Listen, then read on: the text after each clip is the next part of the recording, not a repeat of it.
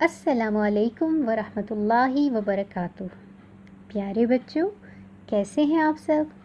سیرہ کہانی میرے راہبر میں خوش آمدید۔ پچھلی قسط میں ہم نے آپ کو جنگ احد کے حالات بتانا شروع کیے تھے۔ اس جنگ میں خود نبی صلی اللہ علیہ وآلہ وسلم بطور سپہ سالار شریک تھے۔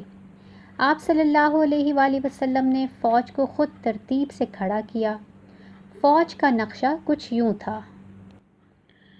جو لوگ دائیں طرف کھڑے کیے ان میں سے سب سے آگے حضرت منظر بن عمرو کو کھڑا کیا، اور بائیں طرف جو فوج کھڑی تھی ان میں سب سے آگے زبیر بن عوام رضی اللہ عنہ کو کھڑا کیا۔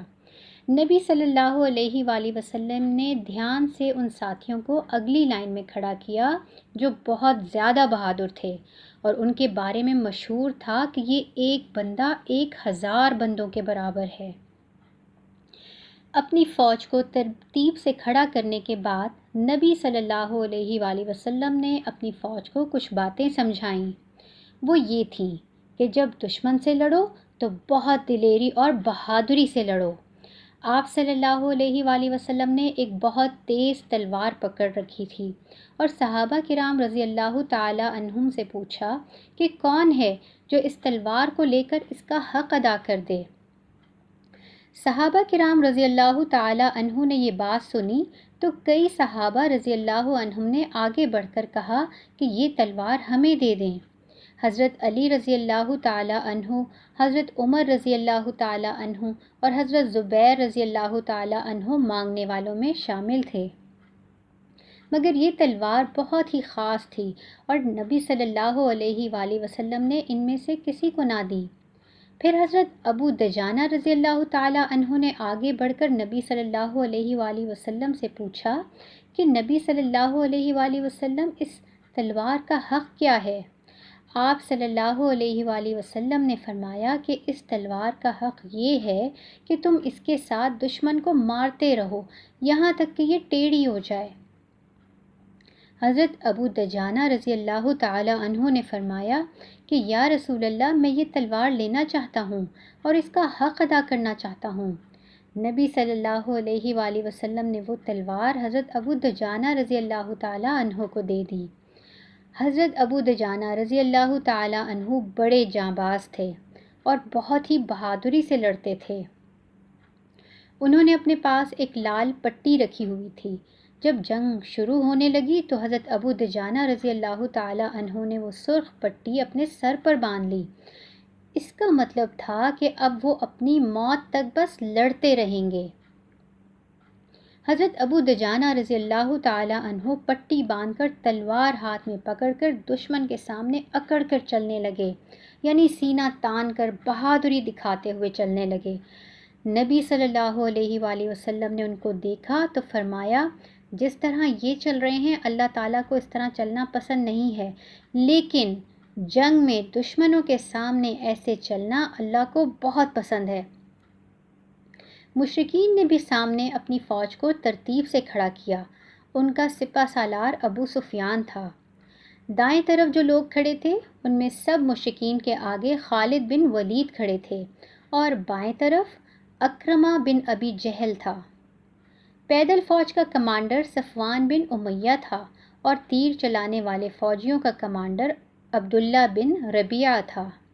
بچوں، آپ کو تو معلوم ہی ہے کہ ہر فوج کا ایک جھنڈا ہوتا ہے جو اس فوج کے ایک آدمی نے پکڑا ہوتا ہے۔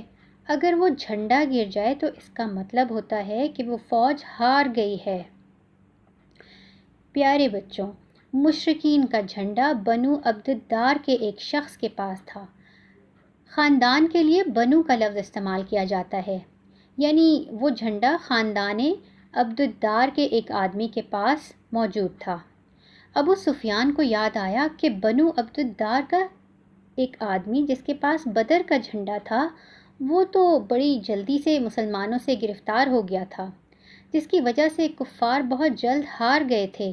اس لیے ابو سفیان نے بنو عبد الدار کے لوگوں سے کہا کہ آپ تو پچھلی مرتبہ جھنڈے کی ٹھیک طرح حفاظت نہیں کر سکے تھے، اس لیے یہ جھنڈا ہمیں واپس دے دو تاکہ ہم اس کی حفاظت کریں۔ بنو عبد الدار کے لوگوں کو بہت غصہ آیا۔ اور انہوں نے کہا کہ کل جب جنگ شروع ہوگی تو تم دیکھ لینا کہ ہم کتنی بہادری سے لڑیں گے اور جھنڈا زمین پر گرنے نہیں دیں گے۔ جنگ شروع ہونے والی تھی کہ مشرکوں نے سوچا کہ ہم لوگ ایسا کام کرتے ہیں جس سے نبی صلی اللہ علیہ وآلہ وسلم جو 700 لوگ لے کر آئے ہیں ان میں سے کچھ نہ کچھ واپس مدینہ چلے جائیں اور ہم سے لڑیں بھی نہیں۔ انہوں نے مدینہ کے لوگوں کو پیغام دیا کہ مدینہ کے لوگوں، ہم مکہ والے ہیں اور ہم مکہ والوں سے ہی لڑنا چاہتے ہیں، اور تم ہم سے مت لڑو بلکہ ہمارے رشتہ دار محمد جو ہمیں چھوڑ کر مدینہ چلے گئے تھے ان کو ہمارے ساتھ لڑنے دو۔ مدینہ والوں کو یہ بات بہت بری لگی اور انہوں نے کہا کہ ہم اللہ اور رسول اللہ صلی اللہ علیہ وآلہ وسلم کی بات ضرور مانیں گے اور پیارے نبی صلی اللہ علیہ وآلہ وسلم کی حفاظت کے لیے ضرور لڑیں گے۔ مشرکین کو بہت برا لگا، مگر وہ سمجھ گئے کہ نبی صلی اللہ علیہ وآلہ وسلم کے ساتھی 700 سے کم نہ ہو سکیں گے۔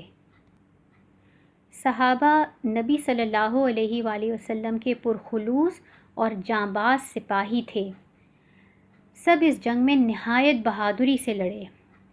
بچوں، آگے کے حالات و واقعات ہم جانیں گے سیرہ کہانی کی اگلی قسط میں۔ ہمارے ساتھ رہیے گا۔ اپنا اور اپنے گھر والوں کا خیال رکھیں۔ فی امان اللہ۔ السلام علیکم ورحمۃ اللہ وبرکاتہ۔